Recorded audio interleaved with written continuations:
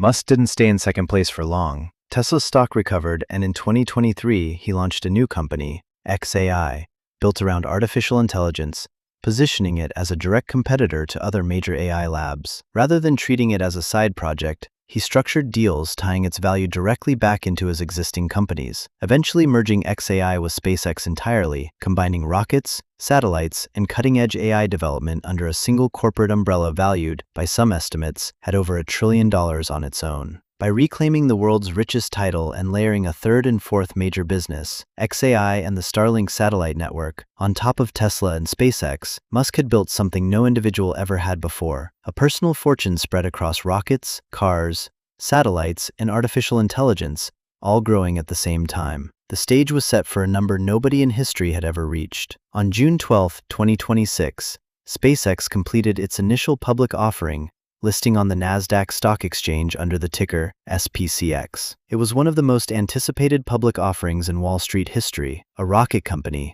now valued alongside satellite internet and artificial intelligence operations, finally opening its shares to public investors for the first time. Wall Street analysts had debated for years whether SpaceX would ever go public at all, given how closely Musk had guarded control of the company. When it finally did, demand from investors reportedly outstripped available shares many times over, and the stock's opening trades alone moved Musk's paper wealth by tens of billions of dollars within hours.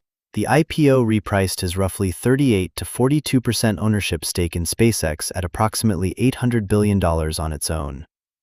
Combined with his Tesla holdings and other assets, his total net worth crossed $1 trillion, the first time in the history of money that a single person's fortune had ever reached 13 figures. For a brief window, Elon Musk's personal wealth was worth roughly 3% of the entire United States economy, more than the combined fortunes of the next 4 richest people on the planet. Wealth this concentrated in stock doesn't sit still, though. In the weeks after the IPO, SpaceX shares corrected downward, and estimates of Musk's net worth, depending on which tracker you check and which day, swung by well over $100 billion. At this scale, net worth isn't really a fixed fact, it's a constantly shifting estimate. What isn't in dispute is the scale of the lead. Even at the lower end of those estimates, Musk remains worth more than the next several richest people on Earth combined. It took him roughly 24 years to go from a $22 million payout selling a city guide website, through a year where both of his companies nearly collapsed at once, to becoming the first trillionaire in human history. It's worth sitting with that span for a second.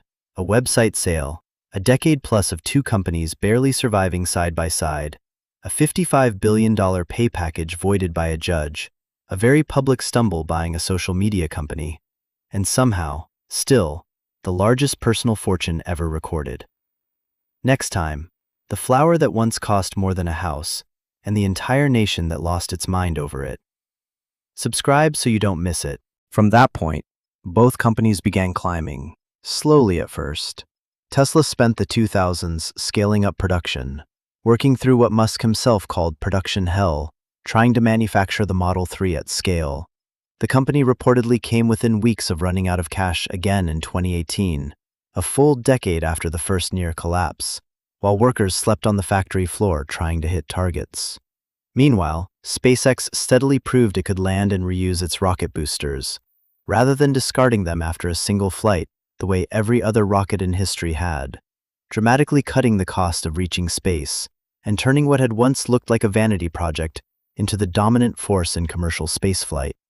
By the end of the decade, Tesla had gone from a niche electric car maker most analysts assumed would eventually be crushed by traditional automakers, to the most valuable car company in the world, worth more than several major legacy automakers combined, despite selling a fraction as many vehicles. In January 2021, Tesla's stock had risen so far, so fast, roughly 700% over the previous year, that Musk's personal stake in the company alone pushed his net worth past $185 billion, overtaking Amazon founder Jeff Bezos to make him, for the first time, the richest person on the planet. 10 months later, in November 2021, after rental car company Hertz announced it would buy 100,000 Tesla vehicles, his fortune crossed $300 billion, the first time in recorded history anyone had reached that number. He'd gone from personally near bankrupt in 2008 to the richest person alive within 13 years. But getting to the top came with a catch that would trigger one of the longest, strangest legal battles in corporate history. Back in 2018, Tesla's board had approved an enormous compensation package for Musk, one that would eventually be worth roughly $55 billion, but only if Tesla hit a series of extremely ambitious growth and stock price targets. Most analysts assumed those targets were nearly impossible. Tesla hit almost all of them anyway. But a group of shareholders sued, arguing the board hadn't properly evaluated the deal, and that Musk had too much influence over the very people who approved his own pay. In 2024, a Delaware judge, Kathleen McCormick, agreed, ruling that the pay package be rescinded, voided entirely, because of how it had been approved, even though the performance targets themselves had genuinely been met. The ruling raised a question every major public company now has to reckon with. How much influence should a celebrity founder have over the board that decides his own pay? Tesla's board went back and attempted to reapprove a similar package afterward, extending the legal saga even further. It became one of the largest single compensation rulings in legal history. Wealth built almost entirely on stock, rather than salary or savings, comes with a specific kind of risk. It can fall just as fast as it rises. In late 2022, Musk purchased Twitter for $44 billion, funding a large portion of the deal by selling off billions of dollars worth of his own Tesla shares. He later renamed the platform X. Investors reacted badly, worried the deal would distract him from running Tesla and SpaceX. Tesla's stock fell sharply over the following months, and for a period, Musk lost the title of world's richest person to LVMH chairman Bernard Arnault. It was a reminder that this kind of fortune isn't a fixed number sitting safely in a bank account. It moves with market sentiment, investor confidence, and headlines, sometimes by tens of billions of dollars in a single day. On June 12, 2026, something happened that had never happened before in the entire history of money. One person's personal fortune crossed $1 trillion. Not a company, not a country's treasury, one man. The trigger was a single event. SpaceX, the rocket company he started in a warehouse in 2002, with money he'd just made from selling PayPal, went public on the stock market. In an instant, paper wealth that had been building for 2 decades turned into the largest personal fortune in recorded history. Economists had predicted someone might eventually cross $1 trillion sometime around 2030. It happened years early.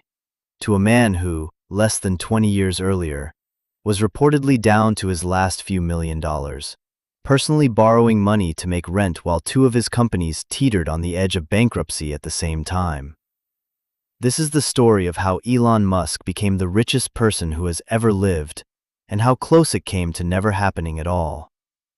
Musk grew up in Pretoria, South Africa, and left for Canada at 17, later transferring to the University of Pennsylvania in the United States. He arrived in North America with very little money of his own. His path to trillionaire status didn't start with rockets or electric cars. It started with a city guide website. In 1999, he sold his first company, Zip2, for about $307 million, walking away with roughly $22 million himself at just 27 years old. Instead of retiring, he poured almost all of it into his next venture, X.com, an online banking startup. X.com eventually merged with a rival called Confinity, and the combined company took on a new name, PayPal. In October 2002, eBay bought PayPal for $1.5 billion. Musk's stake netted him roughly $180 million after taxes. Most people, at that point, would have taken the win.